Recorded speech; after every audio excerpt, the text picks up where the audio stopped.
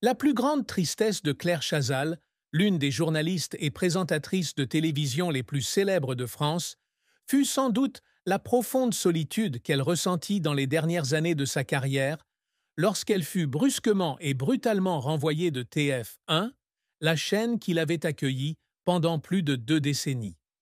Née le 1er décembre 1956 à Thiers, dans le Puy-de-Dôme, Claire grandit dans une famille intellectuelle avec son père Jean Chazal, ancien professeur devenu fonctionnaire à la Cour des comptes, et sa mère Josette Rongère, professeure de lettres.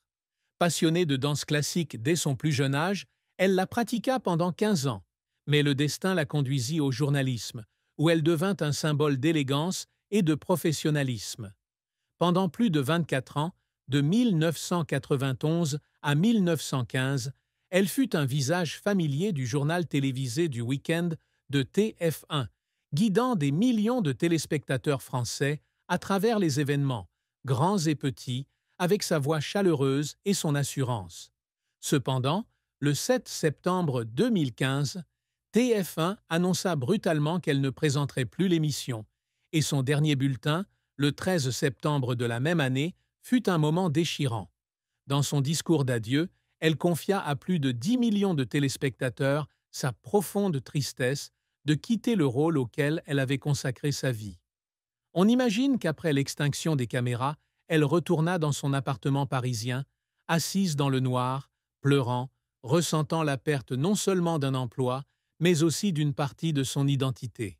Cette tristesse fut d'autant plus grande lorsqu'elle réalisa que, malgré l'amour du public, elle ne pouvait échapper à la rudesse du monde des médias, où l'âge et les goûts du public la marginalisaient progressivement. De plus, la solitude de sa vie personnelle, marquée par des amours insatisfaites et un sentiment de déconnexion avec son fils François, fut une blessure qu'elle porta avec elle jusqu'à la fin de sa vie. La carrière de Claire Chazal fut un long parcours glorieux, mais aussi non dénué d'échecs et de moments douloureux. À partir des années 1980, après avoir obtenu HEC et un DEA d'économie à l'université Paris II Panthéon-Assas, elle tente le concours d'entrée à l'ENA, mais échoue. Loin de se décourager, elle se tourne vers le journalisme et travaille comme reporter indépendante pour Europe, un et des magazines comme L'Expansion, L'Usine Nouvelle et Le Quotidien de Paris. Dans ses jeunes années, elle travaille sans relâche, écrivant la nuit et parcourant Paris à la recherche d'informations. Un effort qui l'épuise, mais lui permet aussi de perfectionner ses compétences. En 1988, elle rejoint Antenne 2, aujourd'hui France 2, comme correspondante économique, et en 1989, elle fait ses débuts au journal télévisé matinal de Télématin. Son style élégant et ses connaissances approfondies lui valent le 7 d'or du meilleur présentateur de journal télévisé en 1991, alors même qu'elle rejoint TF1. À partir d'août 1991, elle devient présentatrice du journal télévisé du week-end de TF1, présentant les bulletins de 13 heures et de 20 heures les vendredis, samedis et dimanches. Pendant 24 ans, elle couvre des événements historiques, de la mort de la princesse Diana à l'élection présidentielle française, toujours avec calme et professionnalisme malgré la pression intense des téléspectateurs et de la direction de la station. Elle anime également des émissions spéciales, telles que des interviews des présidents Nicolas Sarkozy et François Hollande, et, de 2010 à 2015, reportage après le journal de midi. Elle a également créé et animé Je, nous de Claire sur Pink TV depuis 2004, un talk-show pionnier pour la communauté LGBTQ+, et, de 2006 à 2018, elle a animé l'interview de Claire Chazal sur Radio Classique, interviewant des personnalités culturelles de premier plan. Sa carrière lui a valu la Légion d'honneur en 2004 et son poste de directrice éditoriale adjointe de l'information de TF1 depuis 2006. Cependant, sa carrière n'a pas toujours été un long fleuve tranquille. Son échec à l'ENA a été un coup dur pour son estime de soi, et elle a même pleuré en pensant ne pas être à la hauteur des attentes de ses parents.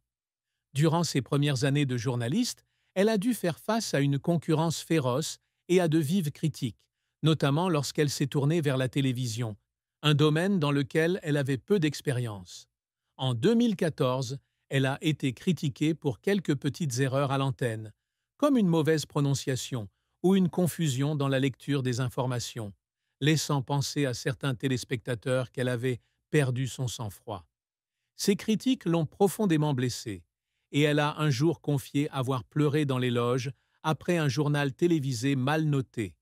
Son départ de TF1 en 2015 a été le plus grand revers, non seulement à cause de la perte de son rôle emblématique, mais aussi à cause du traitement qu'elle a subi. L'annonce a eu lieu quelques jours seulement avant son dernier journal télévisé, ne lui laissant aucun temps de préparation mentale. Après TF1, elle rejoint France 5, où elle anime l'émission culturelle Entrée libre de 2016 à 2019, puis Passage des Arts à partir de 2018. Elle admet toutefois que son salaire à France Télévisions était 4 fois inférieur à celui de TF1, un changement qui la dévalorise. Malgré cela, elle travaille dur pour rester en forme, participant à des événements comme les Victoires de la musique classique en 2016 et étant l'invitée dont n'est pas couché en 2017. Ses efforts, de l'apprentissage de nouvelles méthodes d'animation à l'adaptation à l'environnement de la télévision publique, témoignent de sa résilience, même si elle a pleuré à plusieurs reprises, car elle avait le sentiment de se battre dans un secteur de plus en plus exigeant. La fin de vie de Claire Chazal est triste. Son influence dans le monde des médias décline progressivement, passant du statut de star à TF1 à des rôles moins importants à France Télévisions. Après avoir quitté TF1 en 2015, elle espérait continuer à briller sur les chaînes publiques, mais Entrée libre et Passage des Arts, pourtant très prisés pour leur contenu culturel, n'attiraient pas autant d'audience que le journal de 20 heures de TF1. À 60 ans, elle dut se rendre à l'évidence, l'industrie télévisuelle privilégiait les visages plus jeunes et elle était peu à peu oubliée par un public plus jeune. On imagine que, lors de soirées tranquilles dans son appartement parisien, elle s'asseyait devant le miroir, contemplant les rides d'un visage autrefois symbole d'élégance, et ressentant une profonde tristesse à l'idée que son héritage ne soit peut-être pas retenu par la nouvelle génération. Elle confiait dans une interview accordée à Femme Actuelle en 2023 avoir « peur du temps qui passe et de disparaître », une peur qui se concrétisa lorsqu'elle réalisa qu'elle n'était plus au centre de l'attention. La fin ne fut pas une mort physique, mais une mort professionnelle, tandis qu'elle voyait son étoile pâlir. Bien qu'elle ait continué à participer à des événements culturels et à écrire des livres, comme son autobiographie « Puisque tout passe », parue en 2018, elle n'a pas pu retrouver le statut qu'elle avait autrefois. Cette tristesse était d'autant plus poignante lorsqu'elle se comparait à des collègues comme Patrick Poivre d'Arvor, qui, malgré la controverse, est resté sous le feu des projecteurs. Cette fin, sans être tragique, a été un chapitre douloureux de la vie de celle qui fut autrefois une icône de la télévision française. L'amour et le mariage de Claire Chazal ont marqué sa vie, tant par leurs moments de joie que par leur profonde tristesse. Elle a entretenu une relation avec Patrick Poivre d'Arvor, un collègue de TF1, et le 29 avril 1995, elle a donné naissance à son fils François, que Poivre d'Arvor a officiellement adopté en 2005. Cette relation, bien que passionnée, a été de courte durée et elle a élevé François seule pendant les premières années.